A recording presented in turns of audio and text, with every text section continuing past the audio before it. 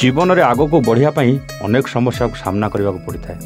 केतबेले के अजणा रास्ता को आपणार कर बाट चलने को आरंभ करथांती तो पुणी कई ये अचिना लोकों हाथ धरी जीवन रास्तार पाद बढ़ाई था। ए दुनियार रंगमंच रे अभिनय करवाटा सतरे बहुत कष्ट, कारण ये प्रतिटी धाड़ी रे लेखा होता है किसी भिन्न कहानी। आउ से सबू नहीं जी आग को बढ़ी थाए ना से जीवन में सबकि हासिल कर आज से तो ए सबू कथा को मन रखी घर बाहर को पाद काढ़ी राजश्री। मन में आशा थिला तार जहाँ भी हो जाऊ ताको सफलता हासिल करिवार अछि। परिवार रे परिस्थिति रे ताको मुंडो उठाई सबकि संभाळिबार अछि। तेबे भिडियो भितर आज प्रथम थर पई देइथिबा से इंटरव्यू उपरे कोन ताको चाकरी मिली परिबो, से कोन ता जीवन में सबु समस्या को दूर करि परिबो, जानिया पे आसन देखिबा आज रे कहानी। राति आसी एते हेलानी आ बस भी आज जीवा को एते डेरी हे गलानी आ ता ऊपर मो फोन भी ऑफ हो जाइए।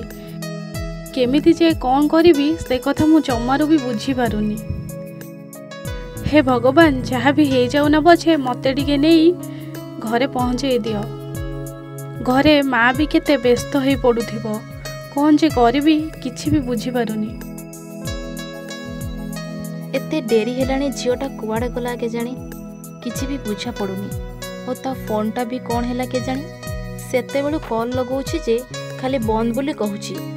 हे भगवान मो झील को टिके भलरे भलरे आनी घरे पहुँचे दियो। माँ ए माँ कबाट खोल, मु आसिलेनी। मो झील आसलानी आस माँ आउ एते डेरी काहे हैला। हौ छाड़े आसिलु आसिलु मुँह हाथ धोई कौन दीटा खाईदेबू तापर जहा कथा हेबा। हौ माँ तू खाइबा को बाढ़। आलो माँ सेठी कौन कौन हैला तू सब बाट जानी पारिलु ना? आउ सी ऑफिस रे सब किछि ठीक अछि ना? हाँ माँ सेठी सब किछि भल। आ तू जानिछु माँ सेठी के आज केते पिला आसीथिले। ते पिलांको भितरे कोन तो चाकरी हेई पारिबो? हेलो हेलो आज्ञा किए कहउछंती मु जानी पारिलिनी। मु टेलीकॉम सेंटर रू कहूली। आपण मंडे रे आसी ऑफिस रे पहुँचे आपण ट्रेनिंग आरंभ होउची। हेलो हेलो अरे फोन कटिगला ना कौन से कौन मते आउ थरे इंटरव्यू पई कहले ना कौन मते कहीं किछि भी सुभिलानी। एबे कौन करिबी पुणी थरे तांका पाखु इंटरव्यू पई जीवा पड़िबो। आलो माँ कौन हैला? किछि नहीं जे से मते ऑफिस रू पुणी कॉल करिकि डाकी छंदी। सोमवार दिन जीवा को कहउछंदी कौन करिबी। तू चिंता करनी माँ सबू ठीक है जिवो, देखिबू तते सेठी चाकरी भी मिल जिवो। हे भगवान कौन जे करिबी जानी पारुनी। से जगह को थरे जाई आसिले 500 टंका सरी जाउची। आउ एबे सेमाने मते पुणी थरे इंटरव्यू पई डाकिलेनी। मते जदि चाकरीटा न मिले तार मोर सब टंका परिश्रम पानी रे पड़ी जिवो। ए माँ एते राती हेलानी तू न सोई कौन भाबुचु? किछि नाही माँ ए काम कथा भाबुथिली। तू पागलिंग परी मन दुख करनी, देखिबू सब भल हेबो। एबे सोई पड़।